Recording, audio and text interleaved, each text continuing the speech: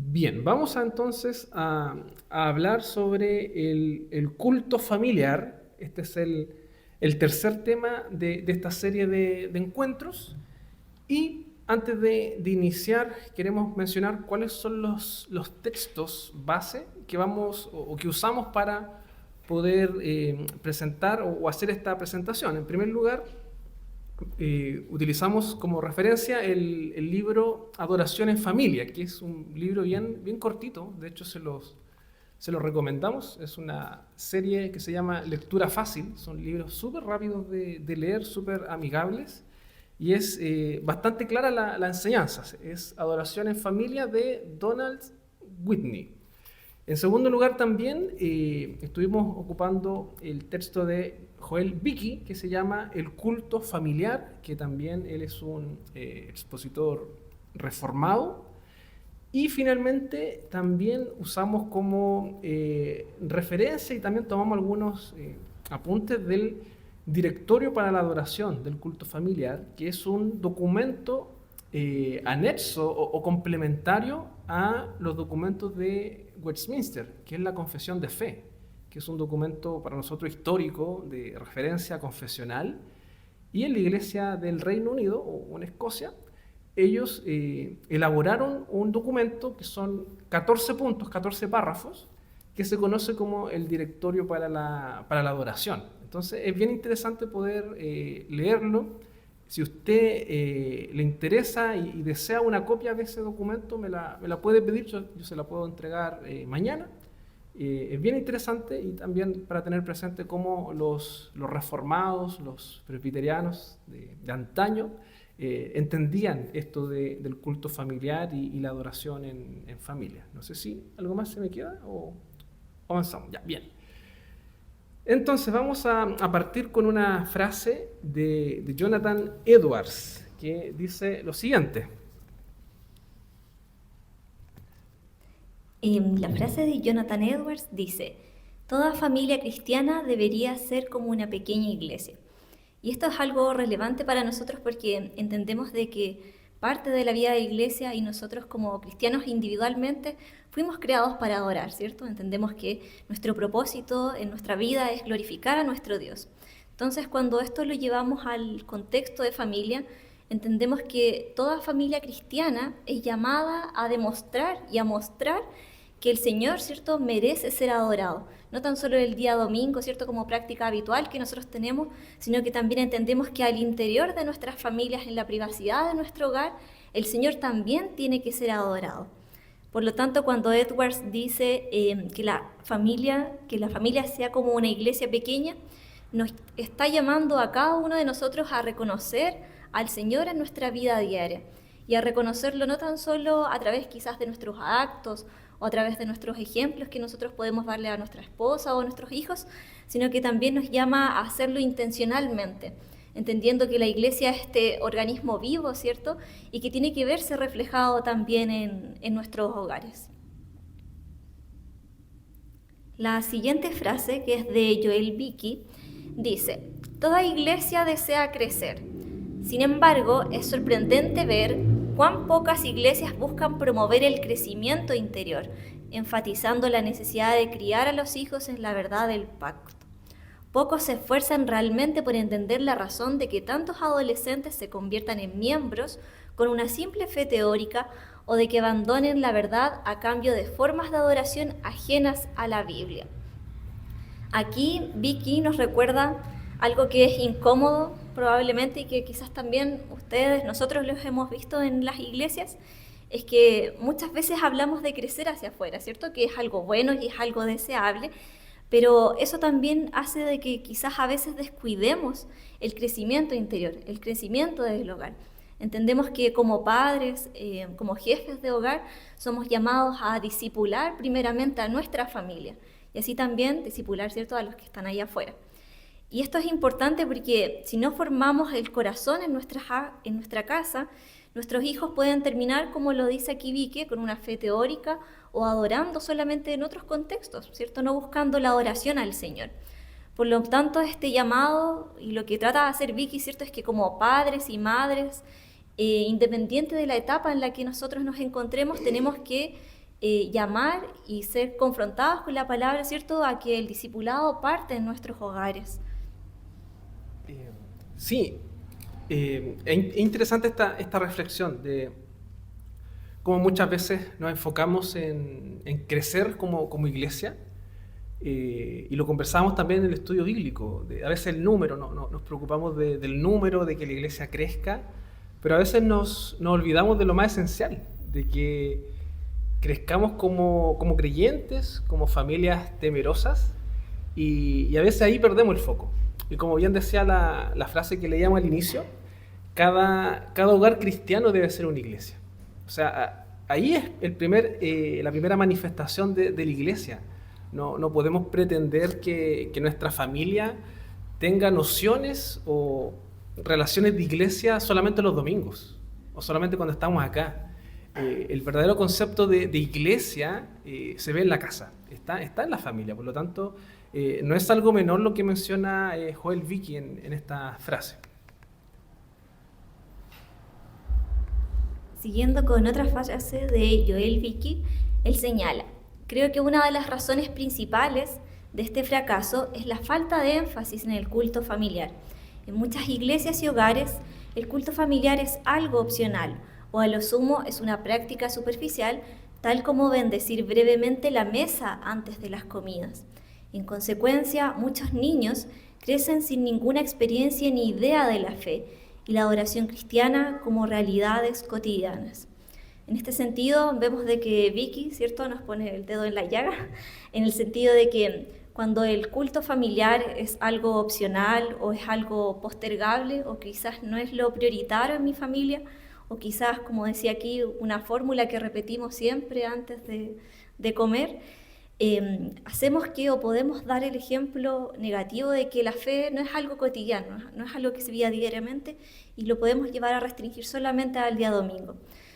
Por lo tanto, nuestro llamado es cierto de vivir este culto familiar no tan solo dominicalmente, sino a vivirlo intencionalmente todos los días de nuestra vida. Sí, solamente añadirlo, el poco valor que tiene para nosotros la iglesia contemporánea el culto familiar.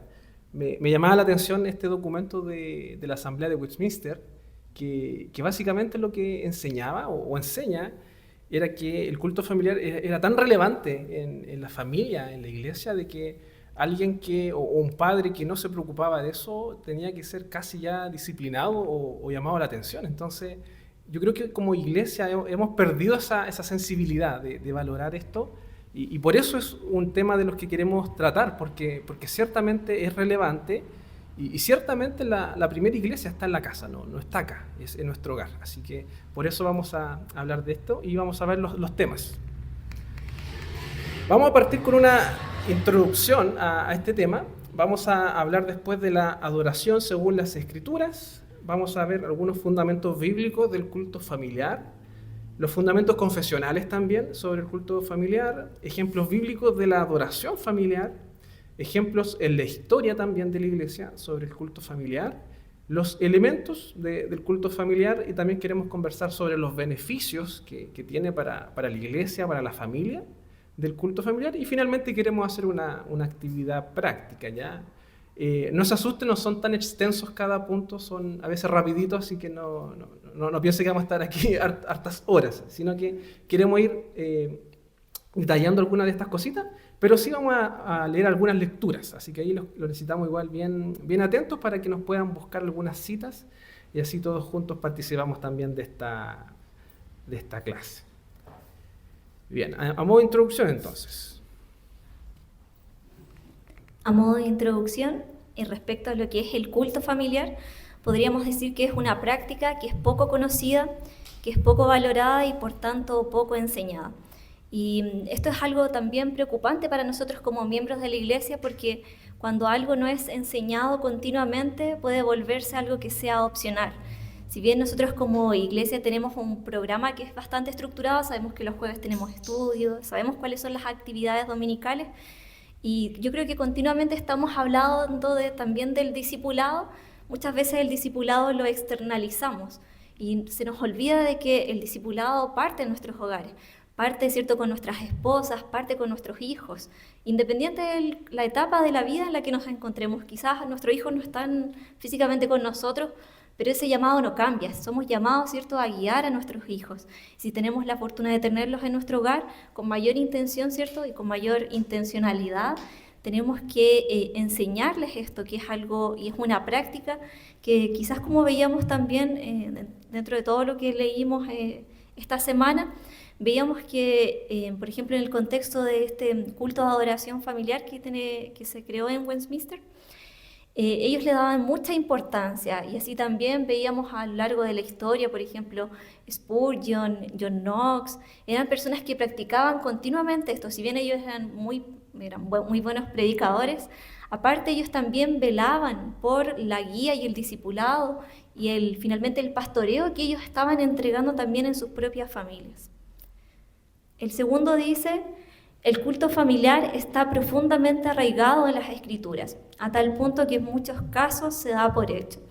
Si bien no hay como un versículo explícito que diga que usted se tiene que sentar a la mesa y hacer estos pasos, entendemos cuando miramos las Escrituras, y de hecho cuando leíamos al inicio de Deuteronomio, de que como familia somos llamados, ¿cierto?, a enseñar a nuestros hijos, a instruir a nuestra familia y a hacer esto cada día.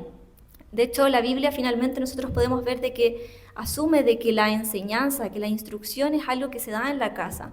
Antes de que existiera, de hecho, el tabernáculo, las familias priorizaban la adoración en el contexto del hogar, porque no tenían, ¿cierto?, quizás un templo o el tabernáculo ahí donde reunirse. Por lo tanto, la adoración desde el inicio era en el contexto de la familia. Probablemente, por ejemplo, Abraham, cuando es llamado por el Señor, quizás no habían otras familias alrededor que también adoraran al Señor. Quizás en ese sentido él estaba como solo, quizás como solamente con su familia. Pero él sabía y entendía de que para seguir propagando la palabra, él tenía que enseñarles a sus hijos y a su familia. De hecho, acá en el Salmo 78, del 4 al 5, dice: contando a la generación venidera las alabanzas de Jehová y su potencia y las maravillas que hizo. Y también citando a Abraham en Génesis 18, 19, Jehová dice a Abraham: porque yo sé que mandará a sus hijos y a su casa después de sí, que guarden el camino de Jehová, haciendo justicia y juicio, para que haga venir Jehová sobre Abraham lo que ha hablado acerca de él. Y de hecho, si después seguimos pensando en ejemplos, podemos ver también el ejemplo de Noé, que de hecho creo que lo vamos a hablar más adelante. Y Josué, cuando dice: yo y mi casa serviremos al Señor, porque ellos entendían que la base de la enseñanza bíblica era a partir, ¿cierto?, y era desde el hogar. El número 3 dice: el culto familiar es una práctica que, además de ser bíblica, es parte de nuestra identidad confesional reformada. En ese sentido, como veíamos al inicio, está este material, ¿cierto?, disponible, y vemos desde el inicio, en realidad, de la Iglesia, se le da énfasis a esta característica que es el culto familiar. Y esto no es en realidad una moda o algo de lo que estemos hablando ahora, sino que es algo que viene desde hace mucho tiempo, que lo practicaba la Iglesia primitiva, y que es algo que también, y es un llamado a nosotros, ¿cierto?, es algo que tenemos que retomar. Y como último punto, dice: vivimos en una época en donde el tiempo escasea, se promueve el individualismo, las familias no comparten tiempo intencionalmente, y eso también es una realidad en las familias cristianas. Y aquí vemos de que nuestro mayor rival no es la falta de recursos, sino que finalmente es la falta de prioridad, la falta de intención o de motivación, pero yo creo que quizás apunta más a la falta de prioridad. ¿Cuál es nuestra preocupación fundamental en el contexto diario? Si bien nosotros, o la mayoría, ¿cierto?, tenemos vidas que son ajetreadas, tenemos deberes, tenemos responsabilidades, quizás muchos trabajan, pero también quizás hay otras cosas cotidianas que también están consumiendo tiempo y están quitando esta prioridad que es el Señor. Por ejemplo, no sé, el uso del celular, quizás el uso de las pantallas, quizás nosotros no tenemos televisión en la casa, pero quizás el computador sí es algo que consume mucho tiempo. Por lo tanto, recordar y identificar qué es lo que está quitándole quizás un lugar prioritario al Señor en el contexto de mi hogar o de mi vida cotidiana, nos hace recordar y nos hace este llamado de arrepentirnos, y nos hace este llamado de reordenar cuáles son nuestras prioridades, porque entendemos de que el Señor, ¿cierto?, no reina solo el domingo cuando venimos a las actividades dominicales, sino que el Señor reina cada uno de nuestros días en cada momento.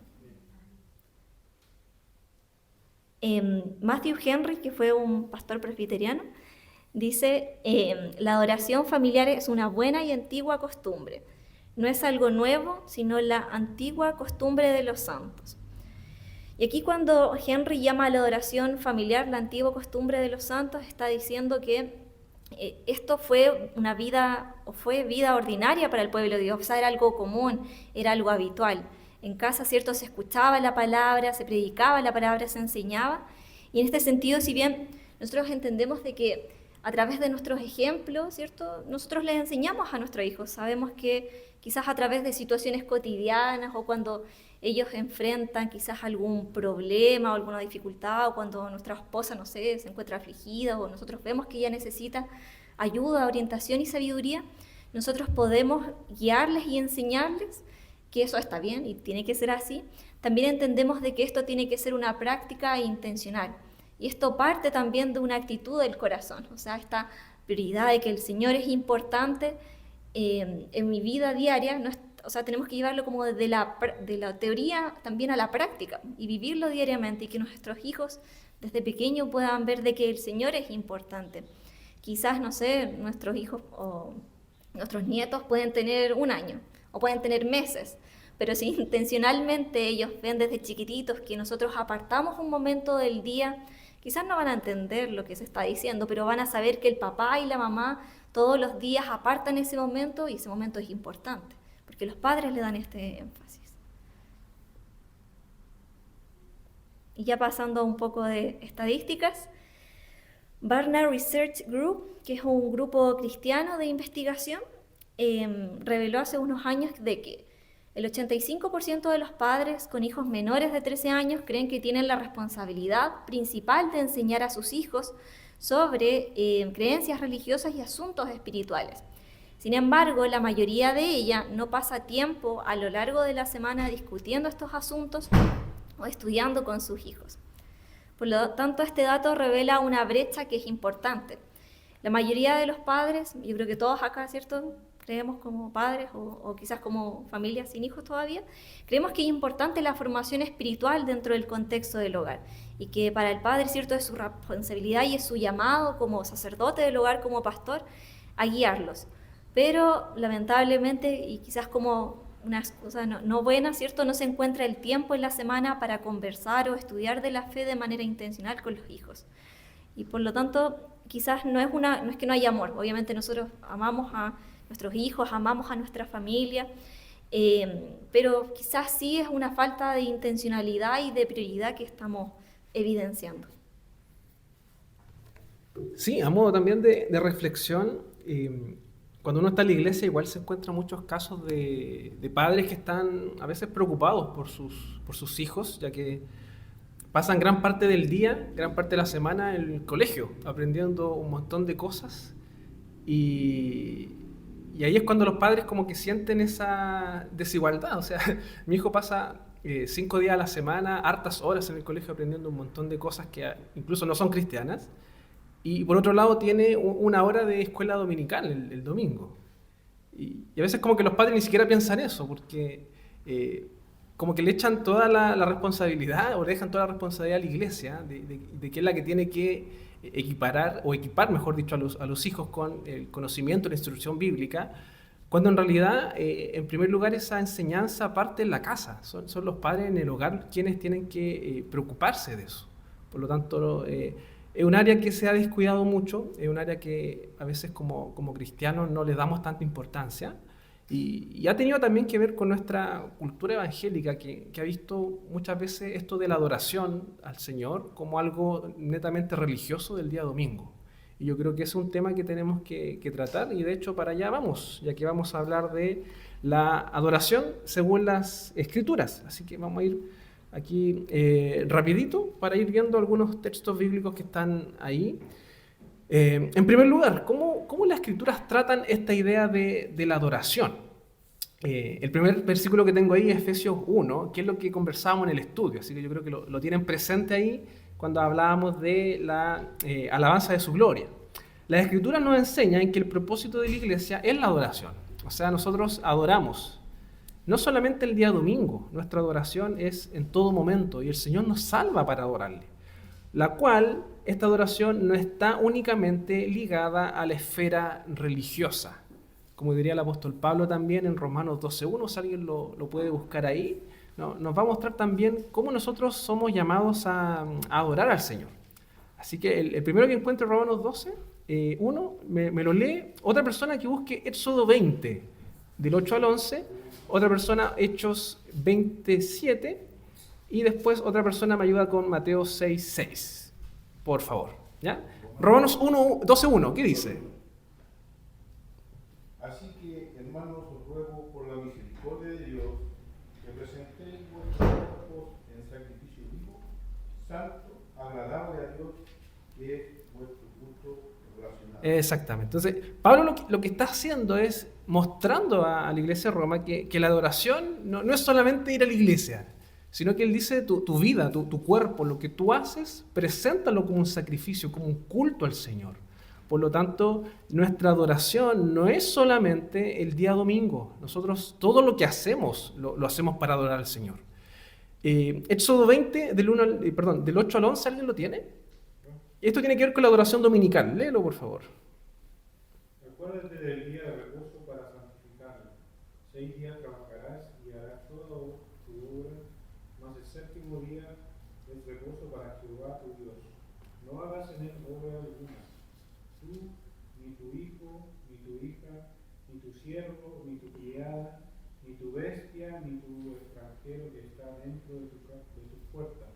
Porque 6 días hizo Jehová los cielos y la tierra, el mar y todas las cosas que en ellos hay, y reposó en el séptimo día. Por tanto, Jehová bendijo el día de reposo y lo santificó. Exactamente. Entonces, vemos que somos llamados a adorar. En primer lugar, esa es la base. El cristiano, la iglesia es llamada a adorar. Dentro de esta idea de adoración vemos dos aspectos relevantes. En primer lugar, la adoración pública o la adoración dominical que se da en el día del Señor. ¿Ya? Y aquí alguien podría decir, pero esto es parte de la ley del Antiguo Testamento. Pero fíjense cuando el Señor argumenta a Moisés, o Moisés escribe la ley, va al Génesis, va a la creación. Que ese es el modelo de Dios. 6 días trabajarás y el séptimo será de reposo. Es un día santo para contemplar lo que el Señor ha hecho. Por lo tanto, es un mandato universal esto de guardar un día exclusivo para el Señor. Hechos 27, ¿alguien lo tiene? Hechos 27. El primer día de la semana reunieron los discípulos para partir pan. Pablo les enseñaba, habiendo de salir al día siguiente y a las 8 puso hasta la noche. Exactamente. La iglesia se reunía, guardaba un día, el primer día de la semana. Por lo tanto, vemos que el Señor, en primer lugar, como adoración, nos llama a guardar un día. Por lo tanto, hermanos, y quiero ser bien honesto, no sacamos nada con enseñar sobre el culto familiar y desarrollarlo y dar todos los argumentos bíblicos si en primer lugar no estamos guardando el día del Señor. O sea, yo parto de esa base. Yo parto de que creemos y sentimos la importancia y la necesidad de guardar ese día, porque es un mandato del Señor. Ahora bien, también tenemos un segundo espacio para la adoración que tiene que ver con lo que nosotros hacemos en el día a día. La adoración dominical es pública. Lo que estamos acá haciendo como iglesia es algo público, momentáneo del día domingo, pero también tenemos adoración privada. Adoración que está relacionada con la intimidad, con la familia, con el trabajo, nuestras relaciones. Si alguien puede leerme Mateo 6.6 y otra persona busque Josué 24.15, hermana Rosa. Mateo 6. Sí. Mas tú cuando ores, entra en tu aposento y cerrada la puerta, ora a tu Padre que está en secreto. Y tu Padre que ve en lo secreto te recompensará en público. En público. Jesús, cuando está confrontando esta idea de hacer las cosas para obtener visibilidad, dice, tú primero preocúpate de adorar en lo privado. Cuando tú hagas algo, hazlo en privado para el Señor, y el que ve lo secreto después te recompensará. Entonces el Señor también muestra esa relevancia de buscar y adorarle en privado, lo que nosotros hacemos íntimamente. Josué 24:15 y otra persona busque 1 Corintios 10:31. Si alguien tiene Josué 24:15, por favor.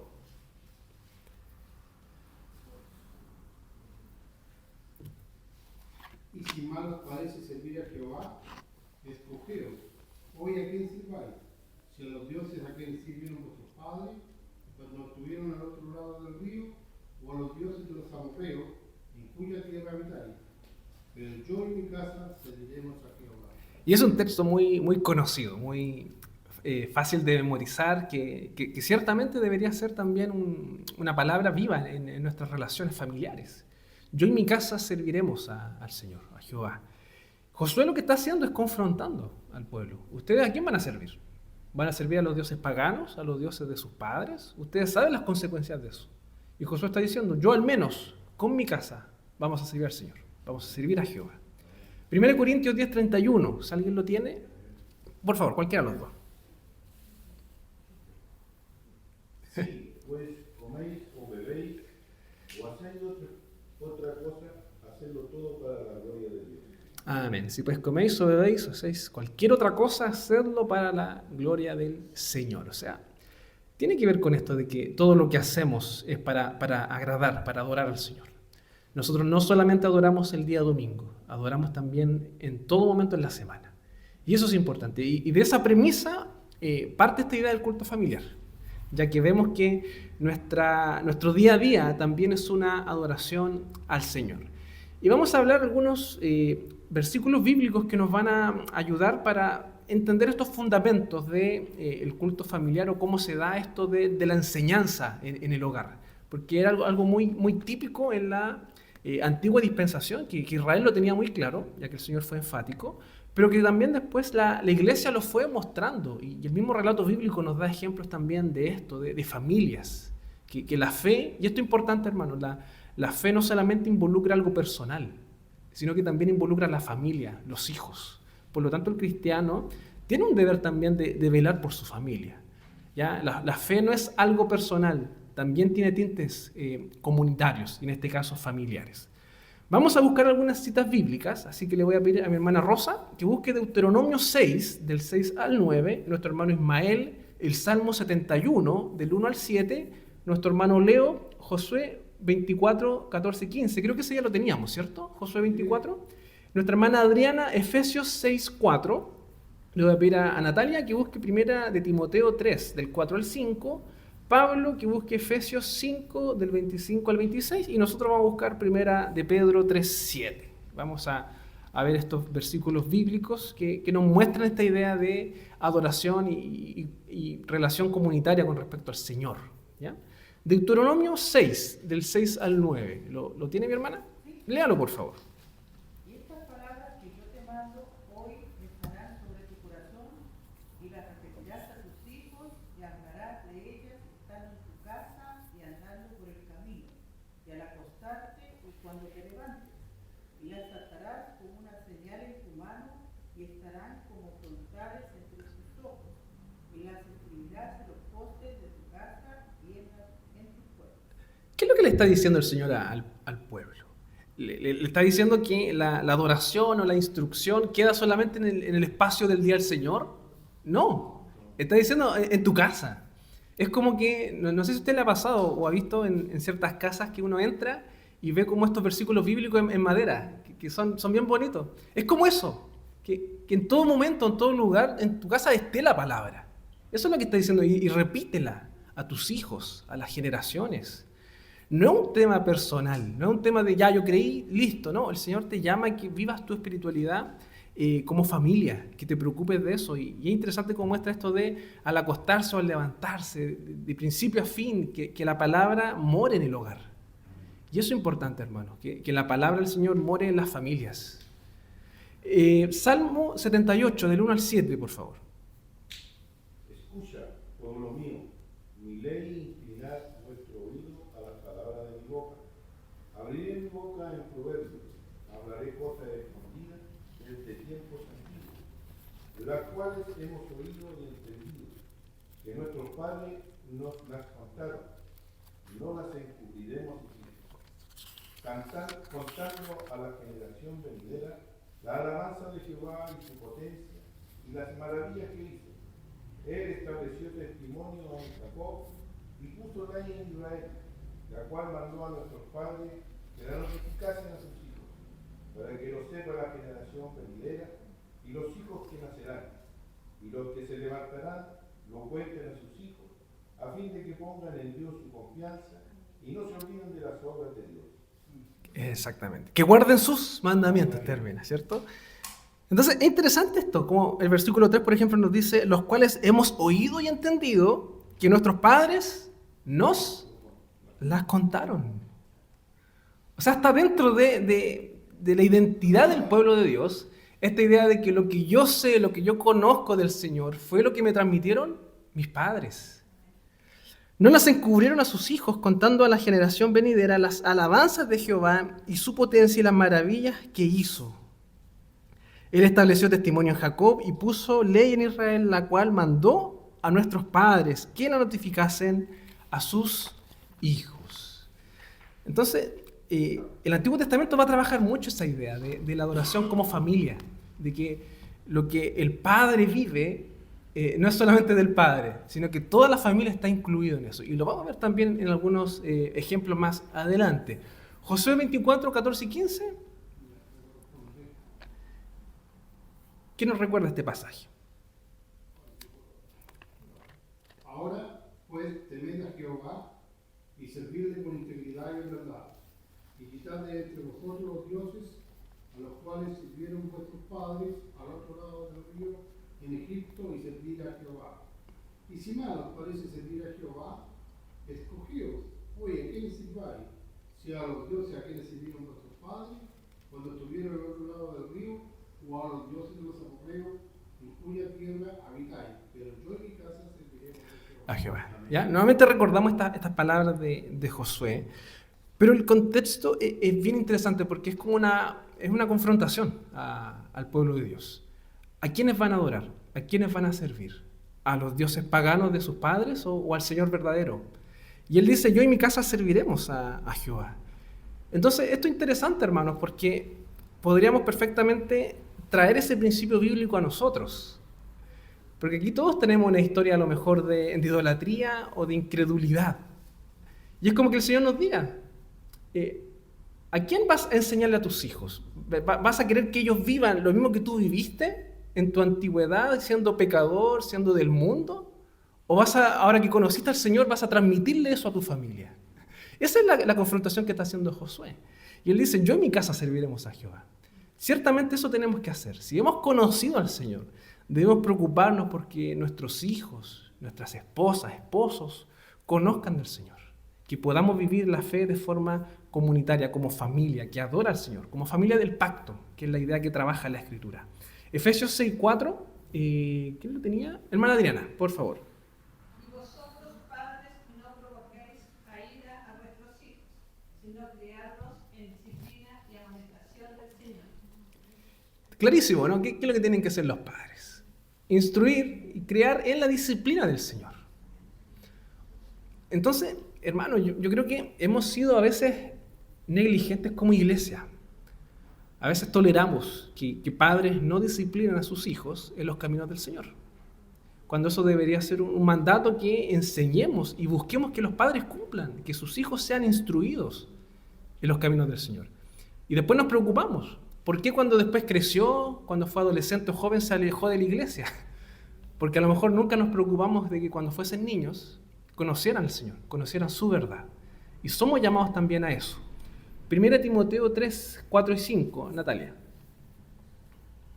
Que gobierne bien su casa, que tenga a sus hijos en sujeción con toda honestidad, pues el que no sabe gobernar su propia casa, ¿cómo cuidará de la iglesia de Dios?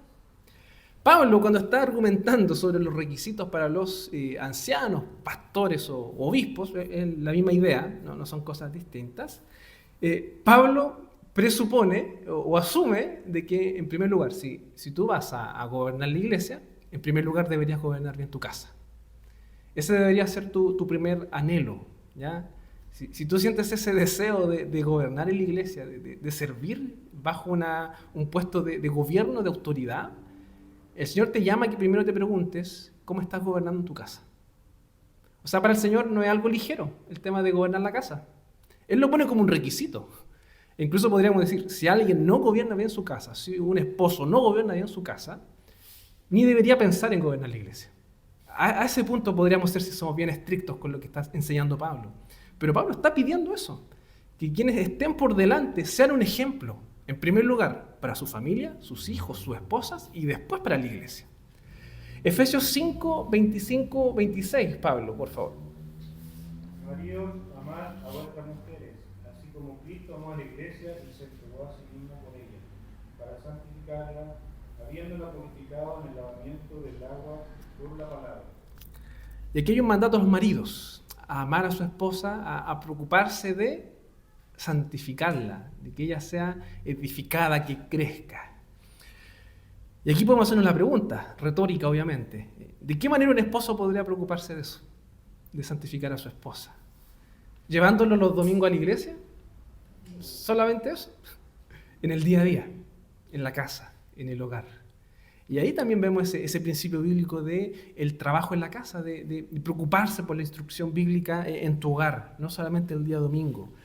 Primera de Pedro 3:7, el apóstol Pedro va a decir esto: vosotros maridos igualmente vivid sabiamente, dando honor a la mujer como un vaso frágil y a como coherederas de la gracia de la vida, para que vuestras oraciones no tengan estorbo. Eso dice Pedro a los hombres. Traten bien a sus esposas para que vuestras oraciones no sean estorbadas. Y es interesante porque algunos comentaristas lo que están diciendo acá, cuando señala vuestras oraciones, no es que le esté hablando al hombre, a los hombres. Cuando ocupa el concepto de vuestras, en plural, lo que está hablando es de la oración del esposo por la esposa. Hay algunos que llegan a esa conclusión de que lo que está diciendo acá, maridos, trata bien a tu mujer para que tus oraciones con tu esposa sean escuchadas y no sean estorbadas. Por lo tanto, también asume esta idea de que hay momentos en los cuales el esposo ora con la esposa. Eso es lo que podemos destacar y rescatar de este pasaje bíblico. Ahora bien, ¿cuáles son los fundamentos confesionales? ¿Ya? Vamos a pasar rápidamente por los elementos confesionales sobre el culto familiar. Y en primer lugar, quiero citar la Confesión de Fe de Westminster en el capítulo 21, cuando habla de la adoración. En el artículo 6 dice lo siguiente: ahora bajo el Evangelio, ni la oración ni ninguna otra parte del culto religioso están limitados a un lugar, ni son más o menos aceptables por razón de las personas que las dirigen, sino que Dios debe ser adorado en todas partes, en espíritu y en verdad. Fíjense lo que viene después. Tanto en lo privado como entre las familias diariamente. Y en lo secreto, cada uno por sí mismo, como de una manera más solemne en las reuniones públicas, que no deben descuidarse ni dejarse o olvidarse voluntariamente cuando Dios por su palabra y providencia nos llama a ellas. Hermanos, esto dice la Confesión de Fe de Westminster, que es un documento que nosotros como presbiterianos tenemos o como referencia o nos adherimos a ella. Y de hecho, por si usted no lo sabía, cuando una persona se hace miembro de la iglesia, declara públicamente estar de acuerdo con lo que enseña la Confesión de Fe de Westminster. Por lo tanto, como mínimo uno podría decir, todos los miembros de la iglesia presbiteriana saben de que deben adorar al Señor en sus familias, en lo privado. La pregunta es, ¿lo hacen realmente? ¿Lo entienden realmente? Y yo creo que ahí está el problema. Al menos de forma confesional, la iglesia reformada, la iglesia presbiteriana, lo tiene claro. Debemos adorar al Señor en todas partes, en espíritu y en verdad, tanto en lo privado, entre las familias, o en lo secreto, como en lo público. Somos llamados a eso. ¿Qué es lo que dice el directorio para la adoración familiar? Que era el documento complementario a la Confesión de Fe de Westminster. ¿Qué dice? Y este es más fuerte, este documento, pero es bien interesante. La cabeza del hogar debe cuidar que ninguno de las familias se retraiga de la adoración familiar. Esto es lo que dice, lo que creían los escoceses o el Reino Unido en los años de la Confesión de Fe de Westminster. Es más, dado que la responsabilidad por la adoración familiar pertenece a la cabeza del hogar, Su trabajo es animar a los que están perezosos y entrenar a los débiles, de tal manera que todos estén preparados adecuadamente. ¿A quién le está hablando acá? ¿A quién le está hablando acá? Al varón, al marido, al esposo. La cabeza del hogar debe cuidar que ninguno de las familias se retraiga de la adoración familiar. Y ese es un deber que tenemos como esposos, como hombres, como cabezas del hogar. Y esto va muy complementado, va muy de la mano con lo que estudiábamos en el estudio pasado del encuentro de matrimonios, cuando hablábamos de los roles. Y cuando al final pensábamos y reflexionamos de que esta idea de ser cabeza y ayuda no es un tema de jerarquía, de poder, de dignidad, no es eso, es un tema de servicio, de servir. Y fíjense lo que aquí la iglesia entendía como responsabilidad del hombre, del cabeza. Preocuparse de la adoración familiar. Y si no me equivoco, este documento decía de que si ese hombre estaba falto en eso, podía ser incluso negada la comunión, que es como la Santa Cena. O sea, incluso si el consistorio o los pastores de la iglesia sabían de que este padre estaba siendo negligente con la adoración familiar, ellos perfectamente estaban dispuestos a negarle participar de la Santa Cena, porque a los ojos de ellos, de su comprensión, estaban faltando a un principio bíblico básico de la adoración, que es la adoración en familia, en el hogar. Ejemplos bíblicos de adoración familiar.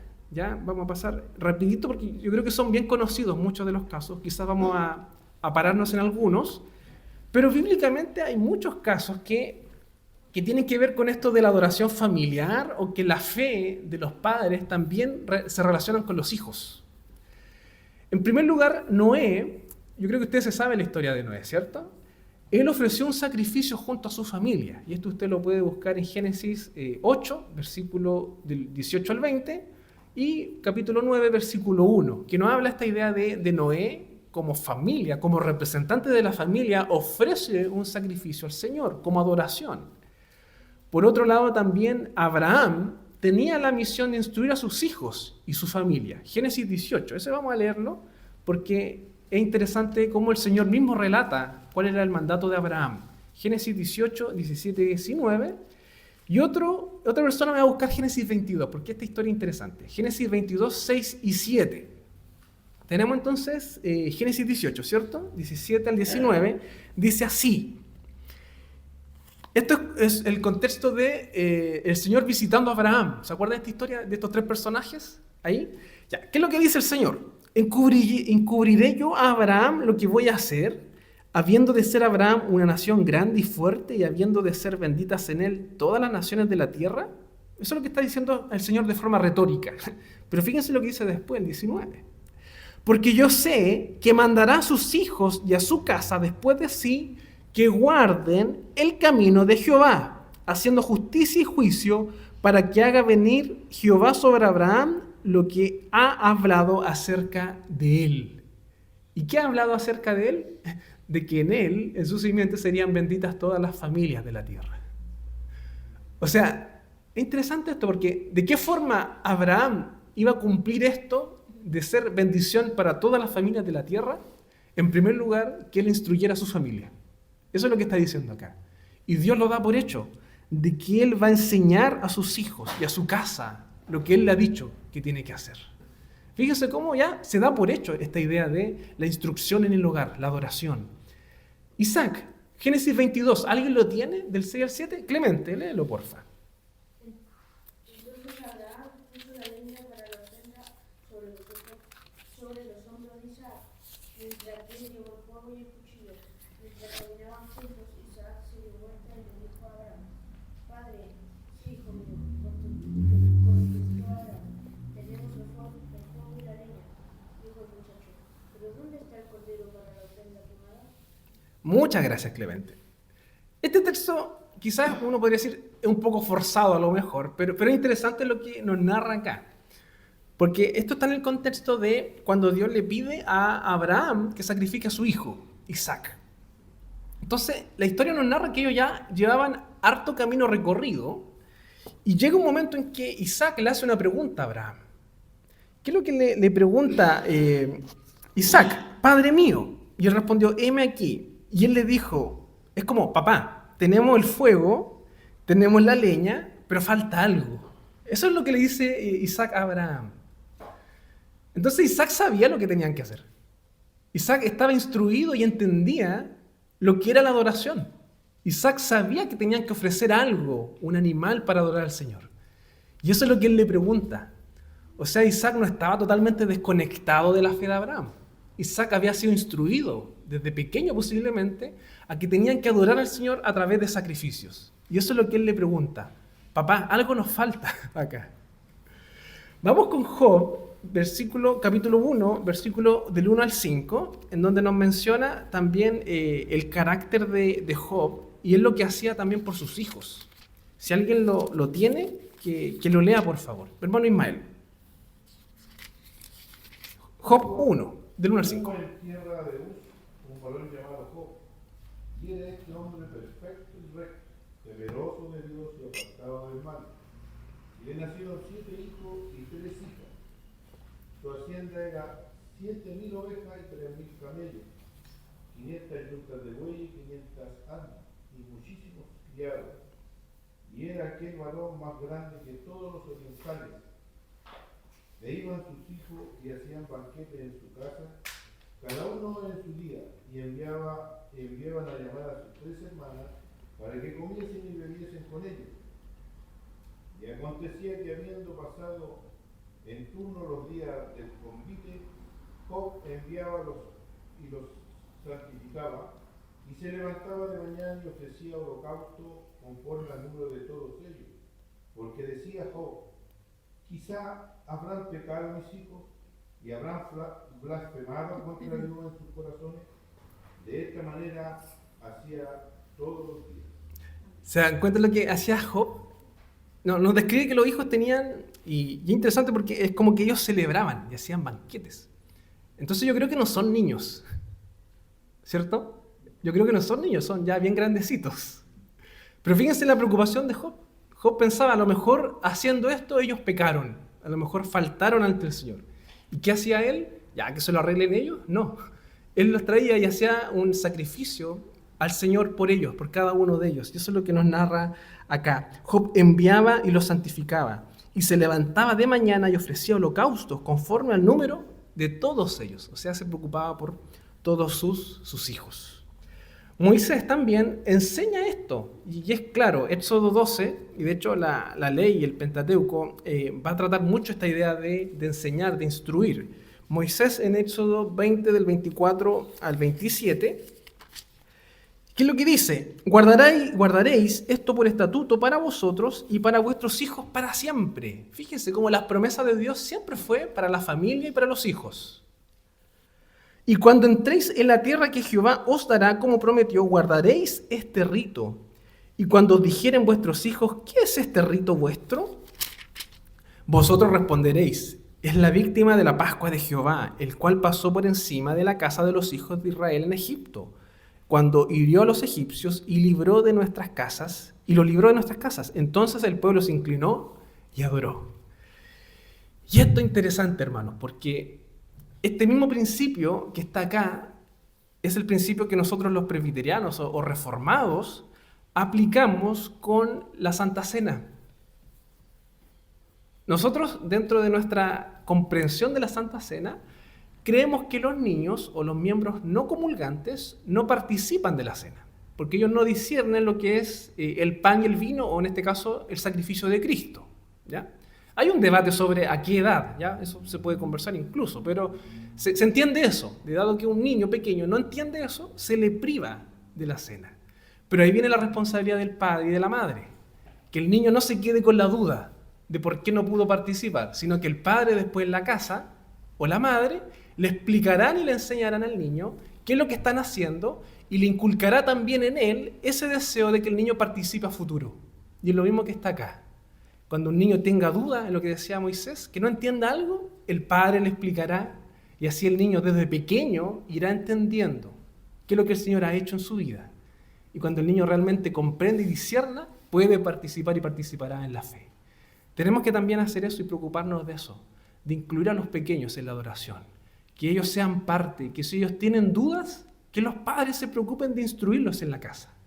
¿Ya? Esa labor no está en la iglesia, esa labor no es del pastor o del que está por delante. El instruir, aclarar dudas está en el hogar. Los padres deben asumir eso. Jesús también nos mostró que los hijos de los creyentes tenían bendiciones. Busca Mateo 15. Y tenemos allí, por ejemplo, el caso de Jesús sanando a la hija de Jairo, en donde él vemos cómo a través de la fe del Padre, la hija tiene bendiciones.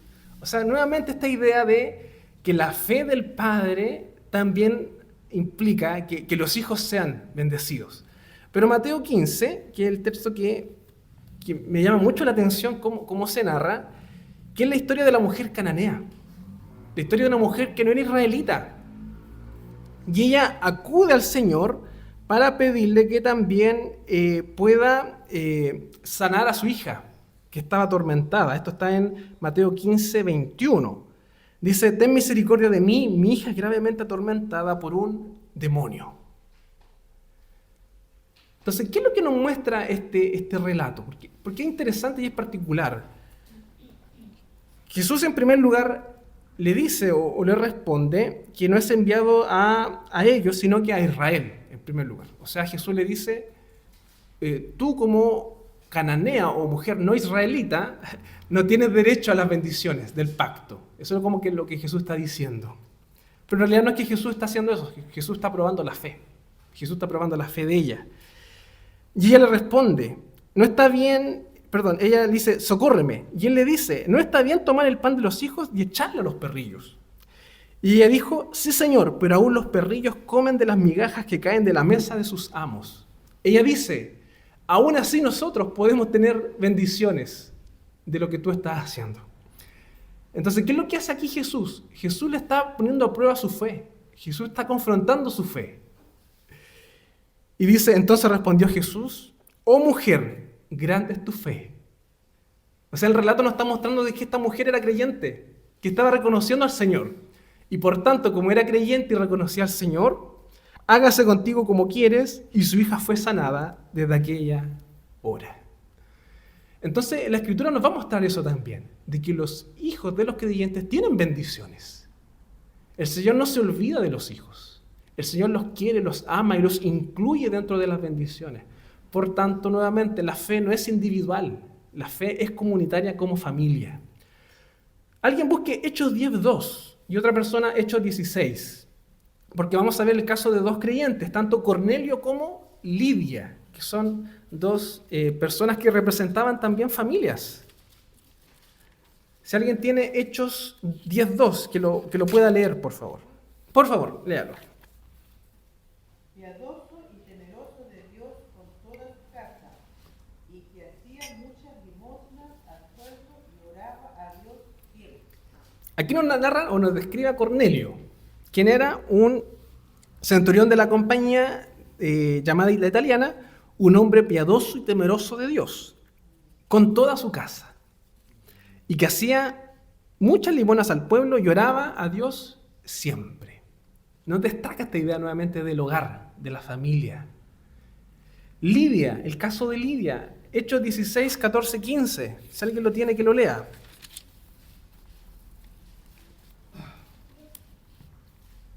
Por favor, léalo. Entonces una mujer llamada Lidia,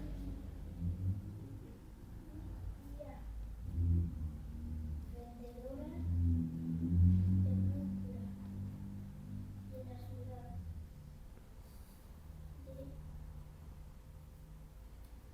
Tira, que adoraba a Dios, estaba huyendo del Señor. Expandió el corazón de ella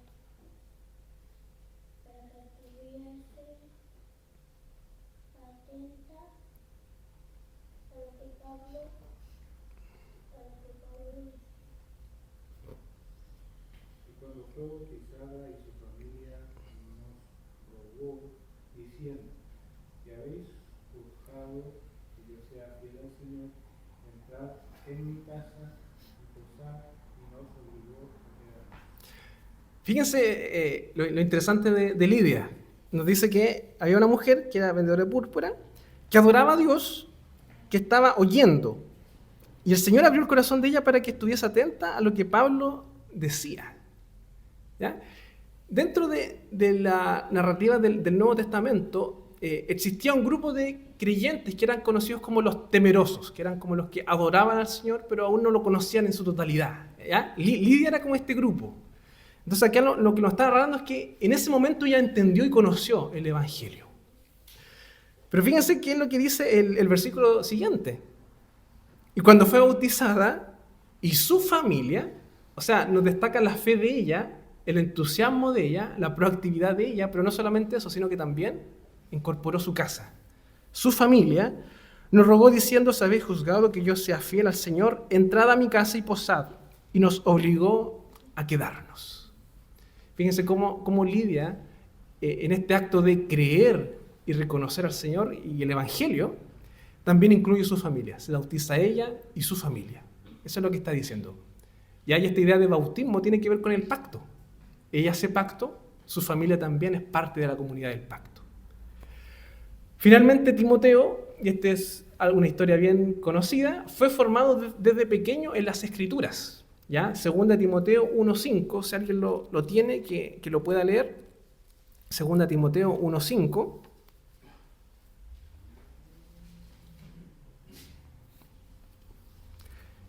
Y 3.15 también, el 3.15. 2 Timoteo 1.5, hermano Leo. Trayendo a la memoria la fe no fingida que hay en ti, o la gritó primero tu abuela la oiga y tu madre Eunice, y estoy seguro que en ti también. Ya, ¿qué es lo que destaca acá Pablo de Timoteo? Que desde pequeño le enseñaron. ¿Quién? Loida, su abuela, y Eunice, su madre. Y el 3.15, hermano Leo. Sí. Dice así, y que desde la niñez has sabido las Sagradas Escrituras, las cuales te pueden hacer sabio para la salvación por la fe que es en Cristo Jesús. Ya, le recuerda nuevamente que desde la niñez has sabido. Nuevamente esta idea de que desde pequeños los niños son instruidos en la palabra. Y eso es un principio que, hermanos, que la Escritura lo da por hecho. Lo asume. Si bien es cierto, en el Antiguo Testamento lo vemos como un mandato, acá lo vemos como algo que se da por hecho. Y en este caso, Timoteo tuvo esa instrucción de parte de su abuela y de su madre. Hemos visto ejemplos de la narrativa bíblica, de cómo se desarrolla esta idea de la adoración, de la participación de familia en la adoración, en el contexto de casa. Y también tenemos algunos ejemplos en la historia. ¿Ya? Tenemos algunos puntuales que son bien interesantes, de algunos personajes históricos del protestantismo que también hablaban de esto, ¿ya? Para que nuevamente vean de que el culto familiar no es algo nuevo, es algo que siempre ha estado, solamente que como presbiterianos contemporáneos posiblemente no lo hemos considerado y lo hemos olvidado. ¿Qué es lo que dice Martín Lutero? Léelo tú, por favor. Abraham tenía en su tienda una casa para Dios y una iglesia, tal como hoy la tiene cualquier cabeza de familia piadosa que instruye a sus hijos en piedad. Por lo tanto, el hogar es en realidad una escuela y una iglesia, y el cabeza de familia es obispo y sacerdote de su casa. Martín Lutero, el reformador, de donde nace el protestantismo, él creía esto. El hogar es en realidad una escuela y una iglesia. Es ahí donde se forman los cristianos. No es en la escuela dominical. No es en el culto. Quizás suene chocante lo que estoy diciendo, pero yo creo que es bíblico esto, de que el verdadero cristiano, el verdadero hijo temeroso del Señor se forma en la casa, no en la iglesia. Y Lutero así lo creía. Y él veía que Abraham cumplía esta lógica, de que su casa, su hogar, era un templo para adorar. John Knox, un reformador escocés, el padre del presbiterianismo, si quisiéramos decirlo, de ahí viene el presbiterianismo, John Knox, él decía lo siguiente: hermanos, le está hablando a los hombres, ustedes han sido ordenados por Dios para gobernar sus propias familias, en su temor verdadero y de acuerdo con su palabra y por lo tanto deben hacerlas a las familias partícipes en las lecturas, exhortando y haciendo oraciones comunes. Esta práctica debe llevarse a cabo en cada casa, ¿cuántas veces? Al menos una vez al día. Eso creían los reformadores. Para nosotros a lo mejor puede sonar así como bien, como que están pidiendo mucho, pero al menos los reformadores así lo tenían en mente, de que en el hogar, al menos una vez al día, se adoraba al Señor a través de oraciones, lecturas, incluso también cánticos, y lo vamos a ver más adelante. Packer, hablando sobre la visión de los puritanos, ¿ya? Vamos a hablar de los puritanos, él dice lo siguiente con respecto a los puritanos. Era responsabilidad del esposo orientar a la familia hacia la religión, guiar a la familia en la adoración diaria, siendo idóneo hacerlo 2 veces al día y dar un ejemplo de piedad sobria en todo momento y en todos los asuntos. Con este fin, el cabeza de familia debe estar dispuesto a tomarse un tiempo para aprender la fe que le corresponde enseñar.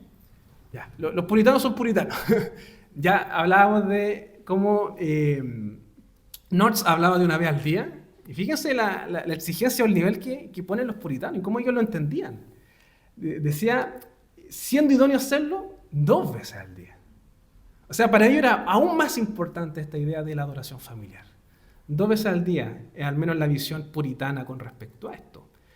Jonathan Edwards, un famoso también predicador, George Marsden, dice lo siguiente en relación a la vida de Jonathan Edwards. Él comenzaba el día con oraciones privadas, seguidas de oraciones familiares, a la luz de las velas en invierno. Cada comida iba acompañada de devocionales domésticos y al final del día, Sara, la esposa, se unía a él en sus estudios para orar. Entonces fíjense cómo aquí está destacando, en primer lugar, la devoción personal. Él oraba, comenzaba el día en oraciones privadas, seguidas de oraciones familiares. O sea, partía en lo personal, luego con la familia. Cada comida iba acompañada de devocionales domésticos. Eso a lo mejor es algo impensado hoy en día, tener un momento de devocional o reflexión antes de comer. Bueno, él lo hacía. Y al final de cada día, su esposa se unía a él para orar. Spurgeon, ¿qué tenemos o qué sabemos de Spurgeon? Este es un testigo que narra lo que él vivió con él. Una de las horas más útiles de mis visitas a Westwood fue la hora de la oración familiar. A las 6 en punto, toda la familia se reunía en el estudio para adorar. Por lo general, el señor Spurgeon mismo guiaba las devociones. La porción leída siempre estaba acompañada de exposición. Spurgeon, aquí ya nos muestra, podríamos decir, lo riguroso que era él, ¿ya? Porque aquí este relato es de un testigo que va a la casa de Spurgeon. Y él dice que, bueno, una de las horas más útiles de mis visitas fue la oración familiar. O sea, a las 6 en punto, posiblemente ellos dejaban de hacer todo lo que estaban haciendo. Toda la familia se reunía para orar, adorar. Y no solamente eso. Spurgeon, como padre de familia, como predicador, como hombre instruido, se preocupaba de guiar las devociones. Cada porción que se leía también iba acompañado de exposición de la palabra. ¿Ya? Y ejemplos hay muchos más, hermanos, pero solamente quisimos traer algunos para que usted vea que esta práctica de el culto familiar, la adoración, la instrucción, el ver esto de la adoración como algo comunitario en la familia, no es algo nuevo, no es algo que se nos está ocurriendo ahora. Es algo que la iglesia siempre lo ha hecho, el pueblo de Dios así lo entendía en el Antiguo Testamento, en el Nuevo Testamento también, la iglesia primitiva también, y también los reformadores, y posterior a eso, también lo fueron entendiendo de esa forma, que la familia debe adorar al Señor. Yo y mi casa serviremos a Jehová, tomándonos de las palabras de Josué. Vamos a ver los elementos del culto familiar, porque hemos estado hablando ya de las bases, hemos visto ejemplos, pero posiblemente usted se está preguntando, ya, si yo quiero implementar esto, ¿qué cosas debería hacer o cómo podría partir? Entonces vamos a hablar sobre cuáles son los elementos y cómo algunos sugieren de qué cosas se podrían hacer en el culto. Yo lo leo. No existe una regla general sobre los elementos del culto familiar. Sin embargo, podemos considerar la recomendación que hace Donald Whitney, que es el libro que le mostrábamos al inicio. Él dice lo siguiente: hay 3 cosas. En primer lugar dice leer la Biblia, orar y cantar. Pregunta, ¿es difícil? No, no es algo difícil. ¿Necesitas estudios teológicos para hacerlo? No. ¿Necesitas voluntad e iniciativa? Sí. ¿Se dan cuenta que al final se resume en eso? En ser intencionales, en tener la disposición de querer hacerlo. Leer la Biblia, orar y cantar. Solo existen 3 palabras que debes recordar: leer, orar y cantar. Charles Spurgeon decía lo siguiente: estoy de acuerdo con Matthew Henry cuando señala: los que oran en familia hacen bien. Los que oran y leen las Escrituras hacen aún más bien. Pero los que oran, leen y cantan hacen lo mejor. Existe una plenitud en ese tipo de adoración familiar que es muy deseable, ¿ya? Entonces, tomándonos de las palabras de Matthew Henry y comentado por Charles Spurgeon, lo que está diciendo es que si ustedes oran en su casa, está bien, está muy bien. Pero si ustedes oran y leen la palabra, está aún mejor. Pero si además de eso, ustedes leen, oran y cantan, adoran todos juntos, es aún mejor. Existe una plenitud en ese tipo de adoración familiar que es muy deseable. Entonces, en términos generales, como consenso, muchos sugieren que estos 3 elementos podrían ser los esenciales en el culto: leer la palabra, orar y cantar. Sin embargo, también se podrían considerar otros elementos que ahí cada familia podría tenerlos como opcionales, de acuerdo al contexto. Y el libro de Whitney nos propone también algunos 3 ejemplos de cosas que se pueden añadir. Bien, aparte de estos 3 elementos fundamentales que son leer, orar y cantar, también podemos agregar estos otros momentos que son opcionales. Puede ser lo que es un momento de catequesis. ¿Y a qué se refiere esto? Hablamos de enseñar la palabra con preguntas y respuestas, y para eso nos podemos basar en lo que es el Catecismo Mayor o Menor de Westminster, y también podemos encontrar un catecismo que es para niños. Y lo que permiten estos catecismos es guiarnos de una manera sencilla y práctica a responder aspectos que son esenciales y fundamentales que todo miembro de la familia debería manejar. Por ejemplo, el catecismo de los niños me parece que parte con ¿quién te hizo? Y los otros catecismos, el mayor y el menor, abarcan aspectos ya que son más profundos, en el sentido de que hablan acerca de quién es Dios, o dan respuesta a quién hizo Cristo, o cuáles son los medios de gracia.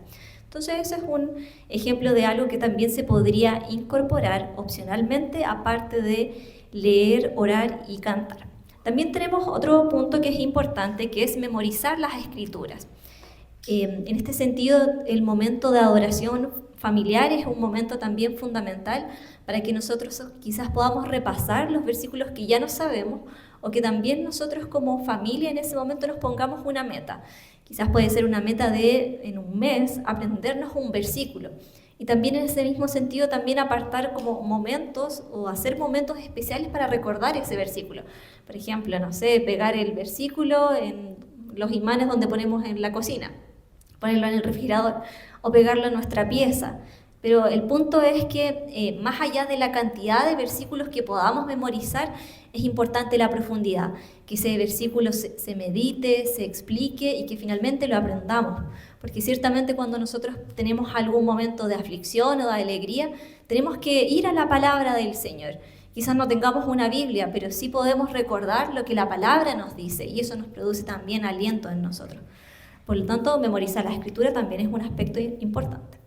Y también podemos complementar esto de leer, leyendo también otros libros cristianos. También, por ejemplo, ya sea al iniciar o al finalizar este momento de adoración familiar, por ejemplo, podemos leer algo o alguna historia que tenga relación quizás con el texto que vamos a tratar. Por ejemplo, si vamos a tratar la providencia, entonces quizás podemos leer alguna biografía o alguna historia bíblica respecto a ese tema, a fin de hacerlo de manera intencional. Y también el mismo autor, Donald Whitney, sugiere algunos aspectos a considerar. En ese sentido, él nos habla de que el momento de adoración familiar es importante que sea breve, o sea, que no sea un momento tedioso, en el sentido de que quizás alargarlo o hacerlo de 1 hora, si quizás tenemos miembros de la familia que son más pequeños, probablemente se va a volver algo tedioso o no algo deseable. Es importante que este momento de adoración familiar sea un momento de gozo y de plenitud. Y quizás también para propiciar eso, él plantea que puede ser un momento de 10 a 15 minutos. De hecho, cuando nosotros hablábamos de estos 3 elementos que son leer, cantar y orar, son momentos que en realidad no nos tomarían de 10 a 15 minutos. Ciertamente eso se puede extender si es que los miembros de la familia tienen alguna pregunta, y eso puede ser aún más significativo. Pero en general se plantea de que este sea un momento breve. También es importante de que aparte de ser breve, sea regular. En ese sentido, él nos plantea de que, por ejemplo, es mucho más fructífero que cada día dediquemos 10 minutos a este momento, a que, por ejemplo, el día lunes estemos 1 hora y media en esto y el martes no hagamos nada. Es importante que seamos regulares en el sentido de que podamos establecer también una planificación. Y esto se une con lo que es la flexibilidad, en el sentido de yo tengo que ser regular, tengo que ser constante, porque eso obviamente también lo están viendo mis hijos y quienes componen mi familia, pero también tengo que ser flexible, en el sentido de que si bien yo estipulé que, por ejemplo, ya mi familia va a tener su momento de adoración familiar en las mañanas, porque quizás en ese momento están todos reunidos y tenemos ese momento en donde todos están en la casa. Si yo el otro día o durante la semana sé que hay alguna actividad, sé que quizás, no sé, hay un cumpleaños o hay algo que me va a impedir ese momento, no significa que yo lo tenga que omitir, sino que obviamente yo tengo que ser flexible y planificarme y dejar ese momento para el mismo día, pero en otro horario, ¿ya? Vamos a hablar, y ya para ir cerrando, cuáles son los beneficios que podemos tener del culto familiar, ¿ya? Hemos pasado por los argumentos bíblicos, el fundamento, un poco de historia también, cómo la Biblia trata esta idea de la adoración comunitaria, la familia del pacto.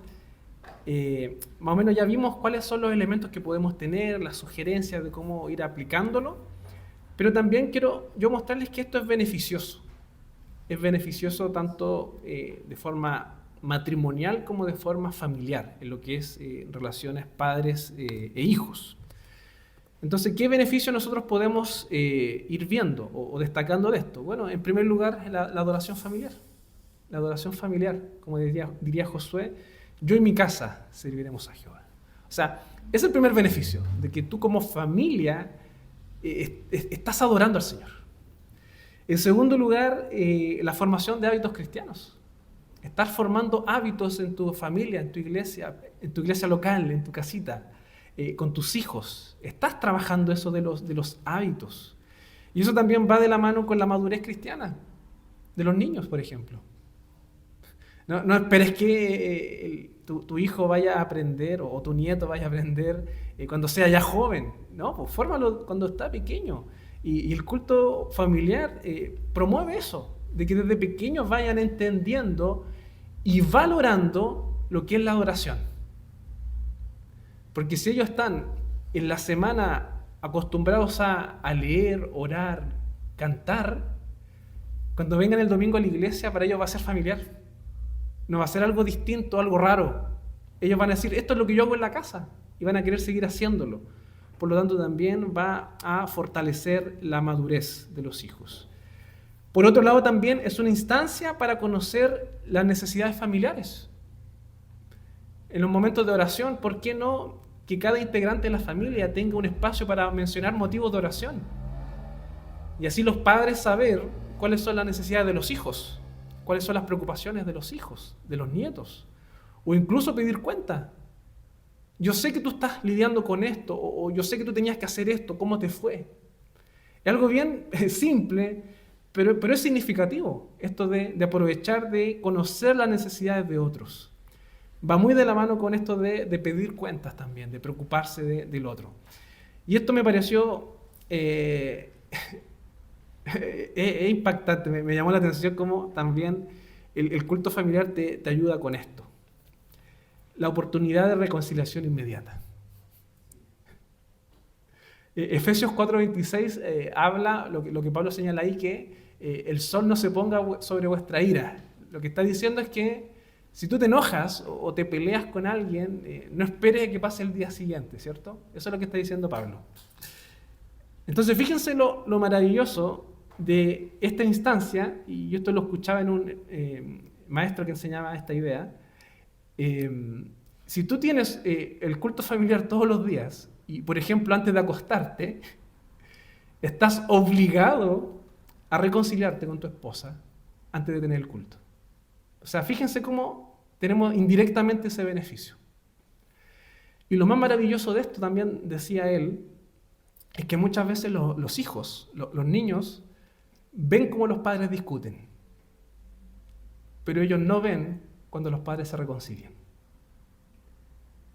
Y eso es impactante, que un hijo se quede con eso, de ver cómo los padres pelean, pero nunca saber si realmente resolvieron el problema o se reconciliaron.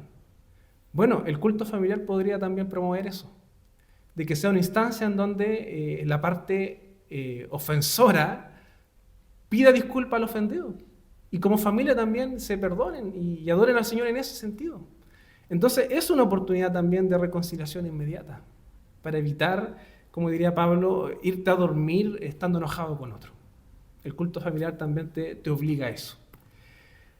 Y esto también es maravilloso, que el culto familiar es una especie de capacitación para el culto dominical público. O sea, si tú tienes instancias en la semana con tu familia en donde lees públicamente las Escrituras en voz alta, en donde oras públicamente en voz alta, se te va a hacer mucho más sencillo participar de oraciones públicas en la iglesia o de leer lecturas públicas en la iglesia. Entonces el culto familiar también tiene ese beneficio, de que sirve para formar y capacitar, para después a futuro tú puedas desenvolverte de mejor manera en el culto público, ya sea orando, leyendo e incluso enseñando. Es una buena instancia, es una buena escuela esto del culto familiar.